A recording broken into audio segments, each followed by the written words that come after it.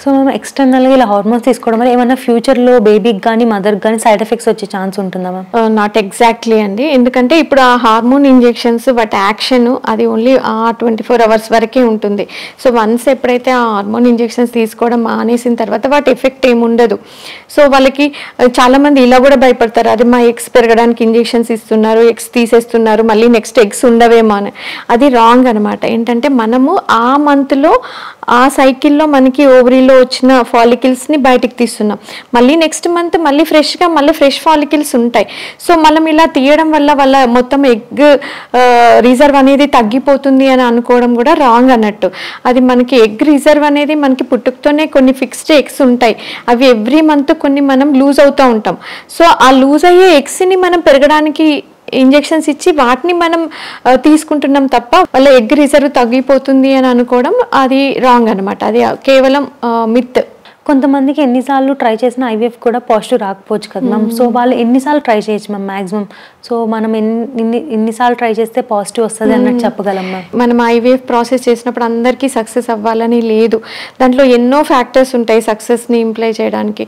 అంటే ఇప్పుడు embryo quality ఎట్లా ఉంది, అది మనకి స్ట్రక్చరల్గా నార్మల్ అనిపించవచ్చు మనం మైక్రోస్కోప్ కింద చూసినప్పుడు ఆ ఎంబ్రియో అనేది. కానీ మార్ఫలాజికల్గా నార్మల్ అనిపించవచ్చు, కానీ జెనెటికల్గా అది నార్మలా కాదా మనకు తెలియదు. స్పెసిఫిక్ టెస్ట్లు ఏం చెయ్యం మనం. మైక్రోస్కోప్ కింద చూసి అది దాని గ్రేడింగ్ బెస్ట్ క్వాలిటీ ఏంటి గ్రేడ్ చేసి ఉంటుంది. సో అదొకటి మనకి ఎగ్జాక్ట్ అది జెనెటికల్లీ నార్మల్ ఎంబ్రియోనా కాదా తెలీదు. తర్వాత యూట్రైన్ ఫ్యాక్టర్ ఉంటుంది. ఆ యూట్రైన్లో లైనింగ్ అనేది మనకి ఇంత థిక్నెస్ ఉండాలి, దానికి ఇంత బ్లడ్ సప్లై ఉండాలి, దాని ప్యాటర్న్ ఇలా ఉండాలి అనేది ఉంటుంది. సార్ పేషెంట్ రిలేటెడ్ ఫ్యాక్టర్స్ కూడా ఉంటాయి. సో ఆ పేషెంట్ అంటే వాళ్ళ లైఫ్ స్టైల్ ఫ్యాక్టర్స్, వాళ్ళ హార్మోన్ పీసీఓ వాళ్ళలో లేకపోతే ఎక్కువ ఒబేసిటీ ఉన్న వాళ్ళలో ఏమవుతుందంటే quality of egg, quality of sperm కూడా మనకి మంచి క్వాలిటీ ఎంబ్రియో తయారీ అవ్వాలి అంటే quality of sperm, quality of egg ఇవి రెండు కూడా ఇంపార్టెంటే. సో కొంతమందిలో క్వాలిటీ ఇష్యూస్ వల్ల కూడా మనకి మంచి క్వాలిటీ ఎంబ్రియో తయారవ్వదు. సో అలా మనకి patient related factors, embryo related factors, uterine related ఇవన్నీ కూడా మన సక్సెస్ పైన ప్రభావం చూపుతాయి.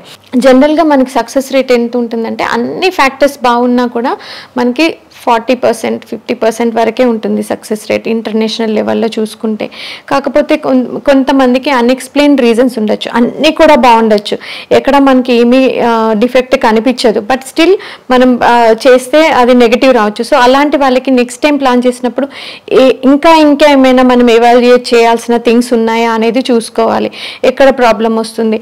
ఇప్పుడు ఎంబ్రియోని మనం జెనెటిక్ టెస్ట్కి పంపించి అది జెనెటికల్గా నార్మల్ ఎంబ్రియోనా కాదా పీజీటీ టెస్ట్లు అనేవి ఉంటాయి.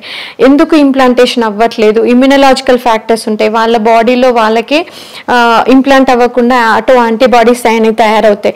సో అలాంటి ఫ్యాక్టర్స్ ఏమన్నా ఉన్నాయా?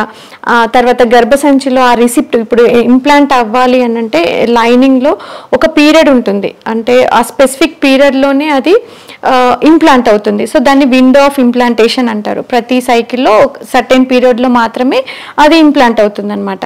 సో ఆ పీరియడ్లోనే మనం ఎంబ్రియో ట్రాన్స్ఫర్ చేస్తున్నామా లేదా ఎగ్జాక్ట్గా ఫైండ్ అవుట్ చేసుకోవడానికి కొన్ని టెస్ట్లు. ఇలా మనము నెక్స్ట్ సైకిల్లో సక్సెస్ని ఇంప్రూవ్ చేయడానికి మళ్ళీ రీఎవాల్యుయేట్ చేసి ఎక్కడ ఏ స్టెప్పుల్లో మన సైడ్ నుంచి మనం చేయగలిగే రెక్టిఫై చేయగలిగే అంశాలు ఏమన్నా ఉన్నాయా అనేది అన్ని పరిశీలించుకొని ప్రయత్నం చేయొచ్చు. ఇప్పుడు మా దగ్గర కూడా కొన్నిసార్లు కొంతమంది పేషెంట్స్ చూస్తుంటాం, ఫస్ట్ టైం చేసినా రాలేదు, సెకండ్ థర్డ్ టైం, ఒక పేషెంట్కి 4th టైంకి పాజిటివ్ వచ్చింది. సో చెప్పలేం ఏ సైకిల్లో లిమిట్ అనేది లేదు, కానీ అల్టిమేట్గా మళ్ళీ ఇది financial and physical mental stress అంతా ఉంటుంది. సో ఇలా రికరెంట్గా ఇంప్లాంటేషన్ అవ్వట్లేదు, ఫెయిల్ అవుతుంది అంటే మనం ఏ ఫ్యాక్టర్లో మనం మళ్ళీ ఇంకా ఎవాల్యుయేట్ చేసుకోవాల్సి ఉంది అనేది డీటెయిల్గా ఎవాల్యుయేట్ చేసి ముందుకెళ్లాల్సి ఉంటుంది.